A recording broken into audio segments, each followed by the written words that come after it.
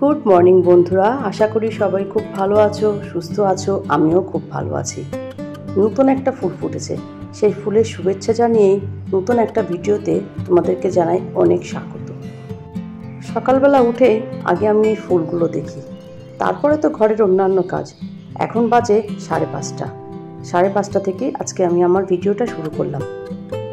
দেখো, ছেলেরা তো রেডি হয়ে গেছে, ওদের সকালে উঠে টিফিন তৈরি করে দিয়ে স্নান করে খাইয়ে এবারে স্কুলে পাঠাচ্ছি। দুজনে স্কুলের উদ্দেশ্যে বেরিয়ে পড়ল। তারপরে তো আমি বাকি কাজ করব। আর এদিকে দেখো, এই শাড়িটা কয়েকদিন ভালো করে রোদ্দুরে দেবো, দিতে পারছিলাম না। আজকে বেশ ভালো রোদ উঠেছে, তাই শাড়িটা রোদ্দুরে দিয়ে দিলাম। আর কিছুটা জামা কাপড় ছিল, সেগুলো কেচে ধুয়ে মেলে দিয়ে একটু ফ্রেশ হয়ে ঘরে চলে এলাম। চা তো খাওয়া হয়ে গেছে, সকালের কাজ তো গুছিয়ে ফেললাম। এবার রান্নাঘরে চলে এলাম, টিফিন তৈরি করলাম, চা খাওয়া হলো। সেই সব বাসনপত্র কিছুটা বেরিয়েছে, আর গতকাল রাত্রের 2-1টা ছিল, সেগুলোই একসঙ্গে মেজে নিলাম। বাসন মাজা থাকলে কাজ কিন্তু অনেকটাই এগিয়ে যায়। এবার তো রান্নাঘরটা একটু ক্লিন করতে হবে। এদিকে দেখলাম মানি প্ল্যান্টের একটা পাতা হলুদ হয়ে গেছে, সেটাকে ছিঁড়ে ফেলে দিলাম, দিয়ে ভালো করে রান্নাঘরটা একটু ক্লিন করে নেব। সকাল থেকে এই সব কাজ প্রত্যেক দিন একই রুটিনে চলে।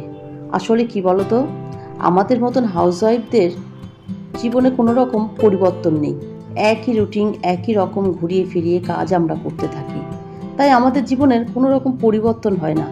আমরা তো এই সংসার জীবনটাই আমাদের নিজেদেরকে চাকরি বলে মনে করি, যেখানে কোনো রকম মাইনে নেই, যেখানে কোনো রকম বাতা ধরার ছুটি নেই। এই জীবনটাই আমরা বেছে নিয়েছি। ছোটবেলার সেই খেলনা বাটি খেলাটাই আজকে বাস্তবে সংসার জীবনে পরিণত হয়েছে। বিশেষ করে মেয়েদের ক্ষেত্রে এটাই তো করে।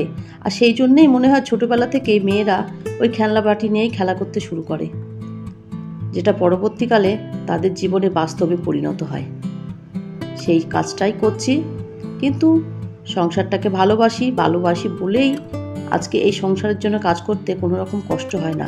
সে একই ধরনের কাজই হোক বা একই রকমের কিছু হোক, কোনো রকম কষ্ট হয় না।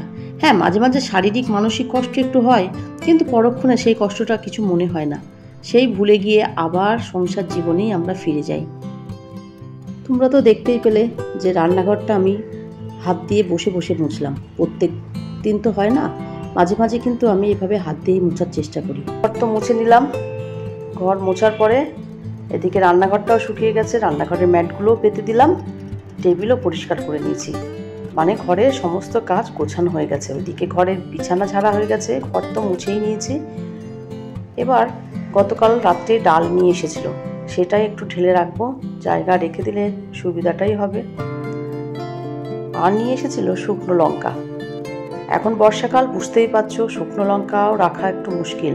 তাই শুকনো লঙ্কাগুলো যখন নিয়ে এসেছে, ভাবলাম একটু রোদ্দুরে দিই। রোদ্দুরে দিয়ে তারপরে ভালো করে রাখবো, তাহলে আর নষ্ট হবে না। তাহলে দেখবে বর্ষাকালে শুকনো লঙ্কার গায়ে কেমন সাদা সাদা হয়ে যায়। ওই জন্য একটু রোদ্দুরে দিলাম। চলো বাইরে এটাকে বসিয়ে রাখলাম। আর এদিকে দেখো, আমার যে গাছগুলো আছে না, কোনো একটা পোকা এসে গাছের এই ডগাগুলো খেয়ে ফেলছে, এর মাথাগুলো খেয়ে খেয়ে শেষ করছে।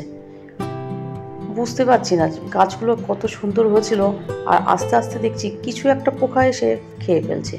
আর ওই লাল গামলার মধ্যে দেখছো, ওতে বেগুনের দানা বসানো আছে। শুরু করে দিলাম রান্না বান্না।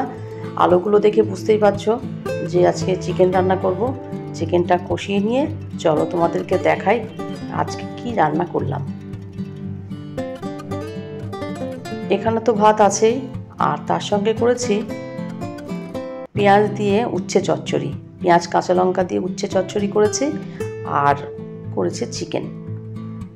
এই হলো আজকে রান্না বান্না। ঘড়ির কাঁটা এখন 1:30টার ঘরে। ছেলেরা তো স্কুল থেকে এখনও ফেরেনি। কয়েকটা পার্সেল অর্ডার করেছিলাম, সেগুলোই চলে এসেছে। আর এই পার্সেলের মধ্যে কি আছে তোমরা দেখে নাও। আর এটা দেখতে দেখতে তোমাদের কমেন্টগুলো আমি শেয়ার করি। Srija Priti Das 6395, Siyam's mom kitchen, Arham Hossain, Soumili Ghosh, Biti blog Akhimoni, Mili blogs, Soumi's kitchen. Thank you so much তোমাদের সবাইকে। তোমরা এইভাবে আমার পাশে থাকো, আমাকে এগিয়ে যাওয়ার জন্য সাহায্য করো, আর অনেক অনেক কমেন্ট করো, অনেক অনেক ভালোবাসা দাও।